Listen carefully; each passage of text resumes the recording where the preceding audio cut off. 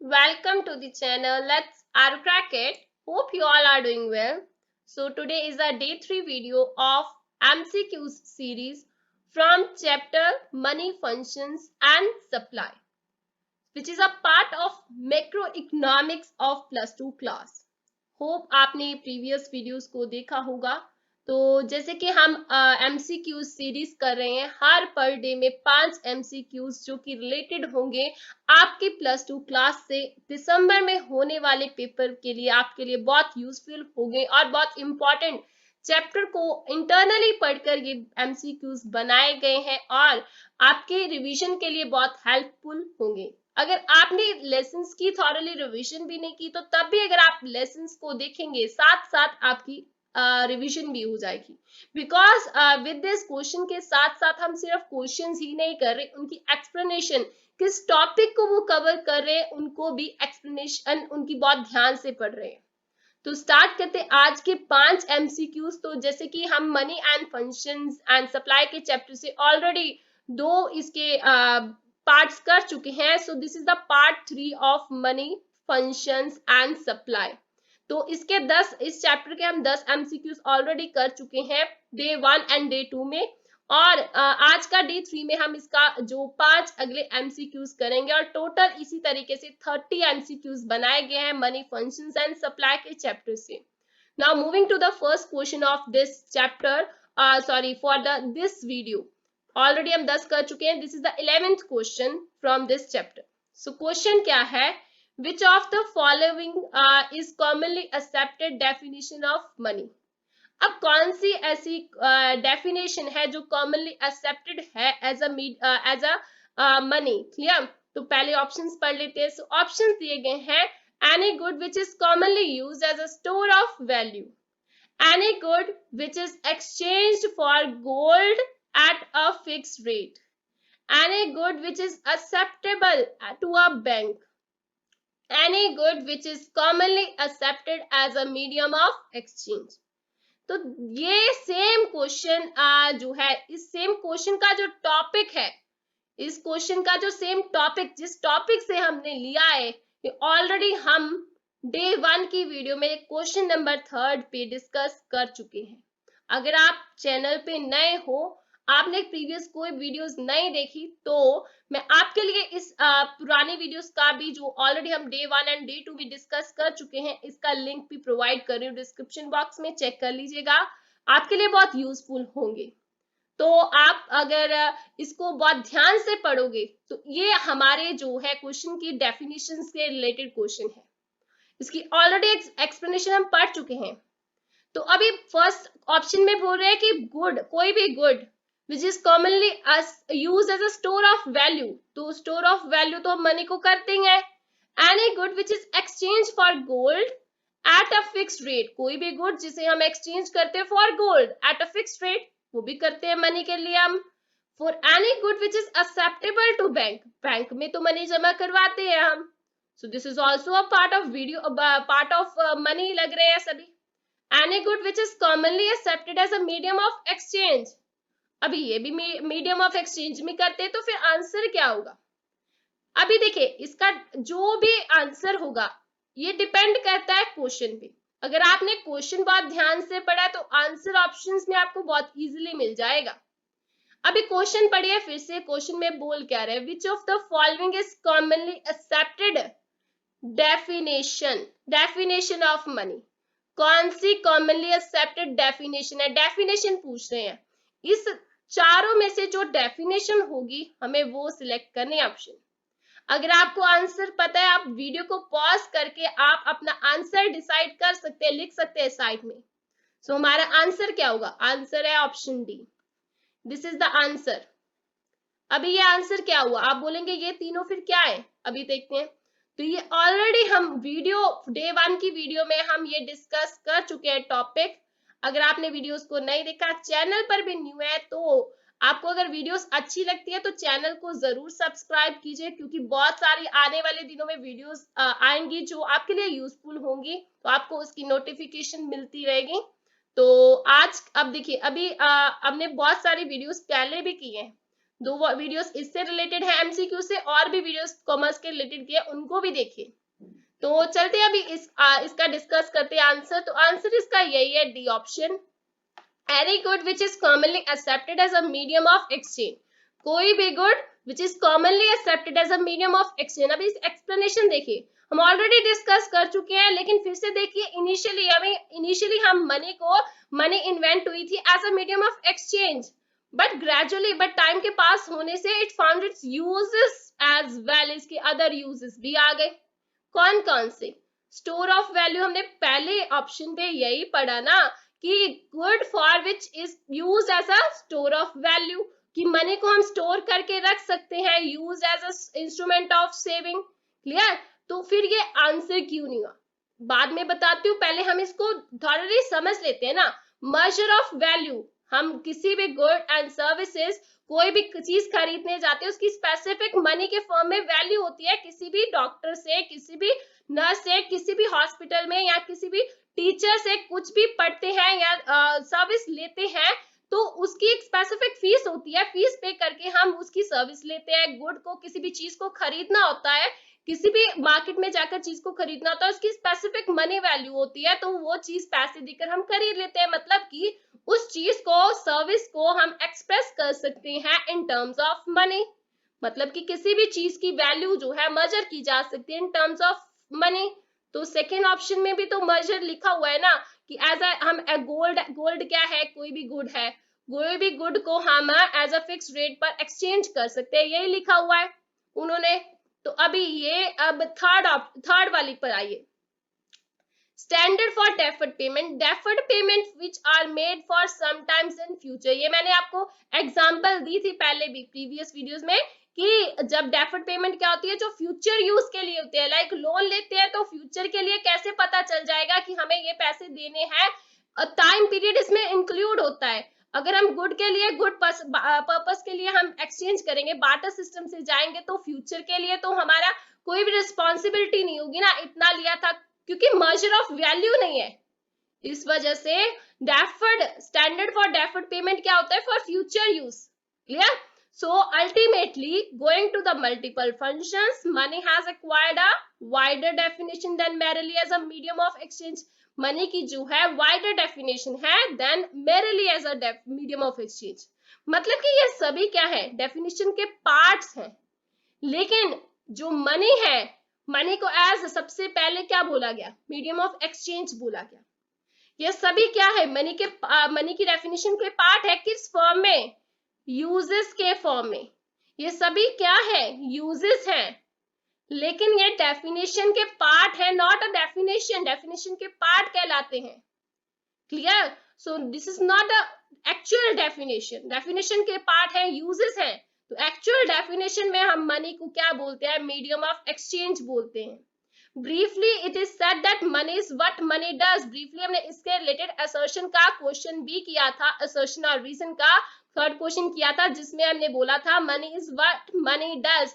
Money वही है जो मनी करती है, ये सभी काम क्या है, मनी कर रही है, स्टोर ऑफ वैल्यू करती है, मेजर ऑफ वैल्यू करती है, स्टैंडर्ड फॉर डेफर्ड पेमेंट करती है। तो ये क्या है, सभी चीजें मनी करते हैं, इसलिए ये मनी है। क्लियर? नाउ अभी क्वेश्चन को ध्यान से अगर पढ़ेंगे तो ये तीनों हमें नजर क्या आ रहे हैं, कि गुड, किसी भी गुड को हम बैंक में एक्सेप्टेबल है, किसी भी गुड को एक्सचेंज किया जा सकता है गोल्ड के लिए, किसी भी चीज को स्टोर किया जा सकता है। तो ये सभी चीजें क्या है, ये यूजेस है इसके, ये तीनों यूजेस थे, लेकिन सिर्फ डेफिनेशन यही थी, तो हमारा आंसर भी ये हो जाएगा। Clear? Now moving to the next question. तो अगले जो हमारे ये इस क्वेश्चन को मिलाकर इस आज की वीडियो में चारों क्वेश्चंस इसी चार टॉपिक से होंगे। अगर आपको इन चार टॉपिक के बारे में नहीं पता, तो हमारे क्वेश्चंस आज की इस वीडियो के आपको इस टॉपिक को भी क्लियर करवा देंगे। Clear? So now question is money which is as a medium of exchange because of trust between payer and pay. Money which is as a medium of exchange, money वो वाली money जो medium of exchange है, because of trust, इसमें trust आ गया, because of trust between, किसके between में, pair and पे। जब भी आप क्वेश्चन को पढ़ते हो ना, उसके कीवर्ड्स जरूर अंडरलाइन कीजिए कि इसमें क्या बोल रहे हैं, तो आपको आंसर ढूंढने में इजी होगा कि आपने ये चीजें पढ़ी है, तो एक्सप्लेनेशन में पढ़ी है, तो ये कौन सी चीजें थी। क्लियर? तो ट्रस्ट है बिटवीन पेयर एंड पेई। ऐसी कौन सी मनी है जो यूज होती है as a medium of exchange जिसमें ट्रस्ट इंक्लूड होता है? ट्रस्ट इंक्लूड होता है बिटवीन पेयर एंड पेई। ऐसी कौन सी मनी है as a medium of exchange? अगर आपको आंसर पता है आप वीडियो को पॉज करके अपना आंसर साइड में लिख सकते हैं। तो इसका आंसर क्या है? आंसर है फिडक्शरी मनी। अभी इसकी एक्सप्लेनेशन पर चलते हैं। तो आंसर हमारा है फिडक्शरी मनी है। एक्सप्रेशन क्या है? फिडक्शरी मनी क्या होती है? Is that money which is accepted as a medium of exchange, जो हम एक्सेप्ट करते हैं as medium of exchange because of trust between payer and payee. Because क्या है? बिकॉज ऑफ, ये मीडियम क्या है? Because of trust between payer. ये तो इसका मीनिंग हो गया ना। अब देखिए आपने ये वर्ड पहले भी किया हुआ है, ट्रस्ट बिटवीन पेयर एंड पे। आप जब +1 क्लास में आपने बिल्स ऑफ एक्सचेंज का चैप्टर किया था, जिसमें आपने देखा था कि चेक्स की डेफिनेशन में क्या होता था, जिसमें ट्रस्ट होता है किसी भी दो पर्संस के बीच में, एक पेयर है एक पेई है, ट्रस्ट इंक्लूड होता है। तो उस चीज में क्या होता है कि उसको भी हम मनी ही बोलते हैं। चेक्स एक्सेप्ट होते हैं as a form of money, accept किए जाते हैं ना checks, bills of exchange, bills receivable, bills payable, इन सबको हम एक्सेप्ट करते हैं इन फॉर्म ऑफ मनी। तो हम बोल सकते हैं चेक इसकी एग्जाम्पल है। चेक्स क्या है? फिडक्शरी मनी है। फिडक्शरी मनी है। तो देखिए अगर आपका क्वेश्चन दूसरी तरीके से आता है, आपको इसका मीनिंग पता है, अच्छे से पता है फिडक्शरी मनी क्या है, तो आप इसका आंसर बहुत इजीली दे सकते हो। अगर आपको ये क्वेश्चन में एग्जांपल आ गई पेपर में कि चेक्स क्या है, फिडक्शरी मनी, आप इजीली आंसर दे सकते हो। Because it is accepted as a means of payment on the basis of trust, not on the basis of government order of government. तो इसका क्वेश्चन ऐसे भी आ सकता है। देखिए हम क्वेश्चंस कर रहे हैं, साथ साथ अलग अलग वे से क्वेश्चन कैसे आ सकते हैं पेपर में, वो भी साथ साथ डिस्कस कर रहे हैं। तो देखिए एक तो ये चीज हो गई क्वेश्चन की, it is the basis on the basis of trust but not on basis. अगर उन्होंने पूछ लिया कौन सा ऐसी मनी है which is not on the basis of any order of government, तो वो क्या होगी? वो क्या होगी? फिडक्शरी मनी है। which is on the basis of trust but not on the basis of order of government, तो वो कौन सी मनी है? फिडक्शरी मनी है। Clear? Now moving to the next question number 13, money that is issued by the government is called. अभी government कौन सी money issue करती है? गवर्नमेंट तो सभी मनी को इशू करती है, लेकिन गवर्नमेंट मनी को इशू करने वाली कौन सी मनी है? गवर्नमेंट कौन सी मनी को इशू करती है? अब जरा ध्यान से सोचिए, अगर आपको आंसर पता है तो आंसर बहुत इजी है इसका। आपको इसकी डेफिनेशन, इन चारों की डेफिनेशन बहुत अच्छे से पता है तो आंसर बहुत इजी है आपके लिए। तो आंसर क्या होगा? आंसर होगा option C, fiat money. Clear? तो आंसर फेट मनी होगा। अब इसकी एक्सप्लेनेशन पर आते हैं। तो आंसर क्या है? Fiat money. तो ये क्या होती है? Refers to that money which is issued by order, जो ऑर्डर से इशू की जाती है, अथॉरिटी ऑफ गवर्नमेंट इशू करती है, या फिर उसको which include notes and coins. अब देखिए इस तरीके से क्वेश्चन भी आ सकता है कि notes and coins are of which type of money? These are called of fiat money. Clear? So ऐसे भी घुमाकर भी क्वेश्चन पूछ सकते हैं।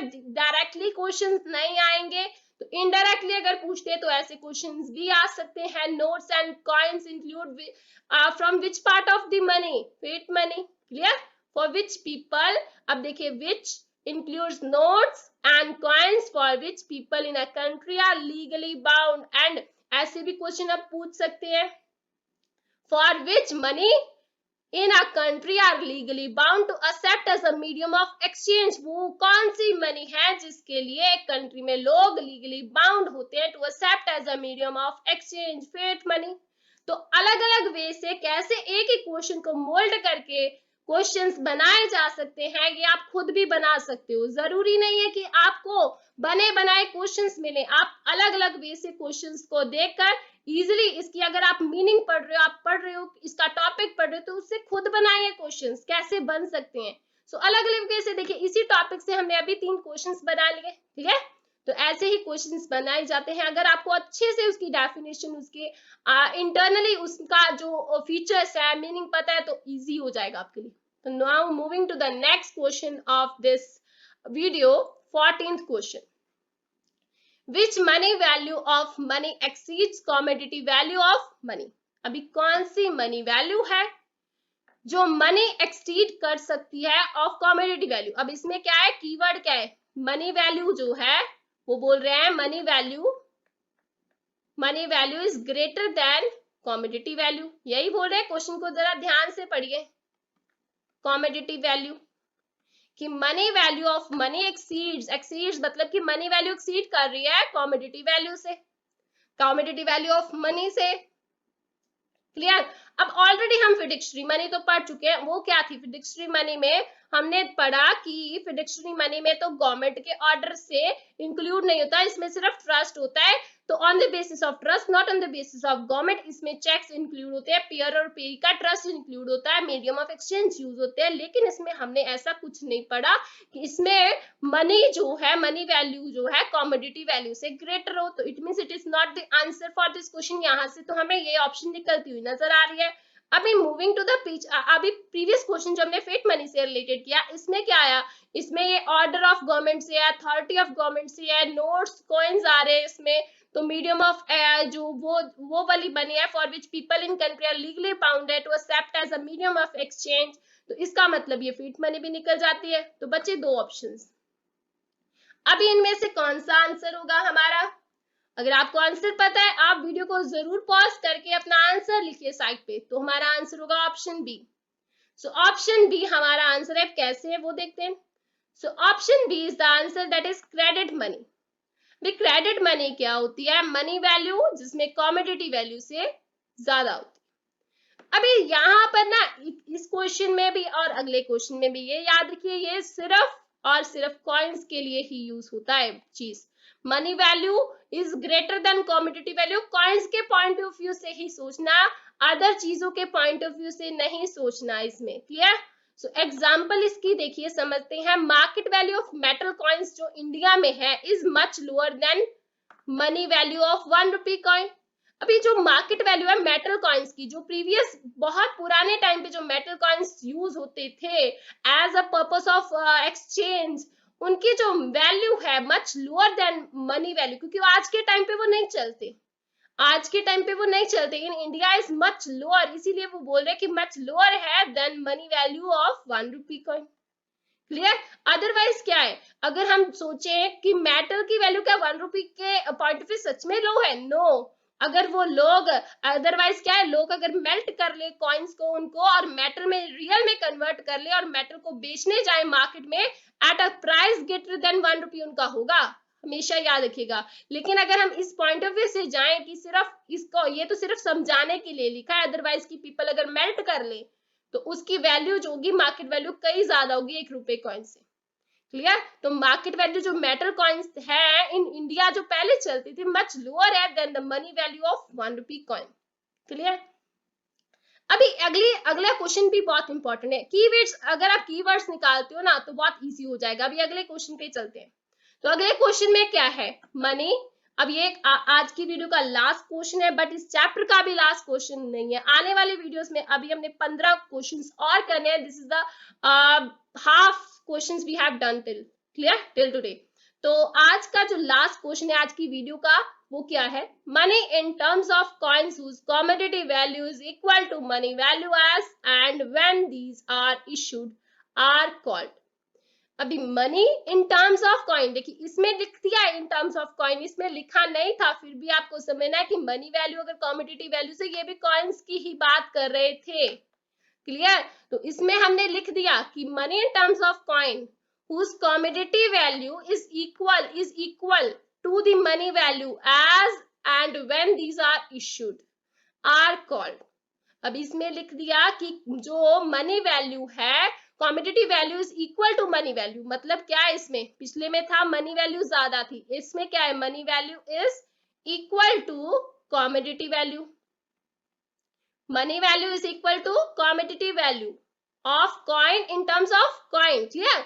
एज, अब देखिए ये बहुत चीज इंपॉर्टेंट है, as and when these are issued are called, जब वो इशू किए जा रहे हैं। अब पिछले क्वेश्चन में ऐसा कुछ नहीं था, इसीलिए प्रीवियस टाइम पीरियड से रिलेटेड बात की गई।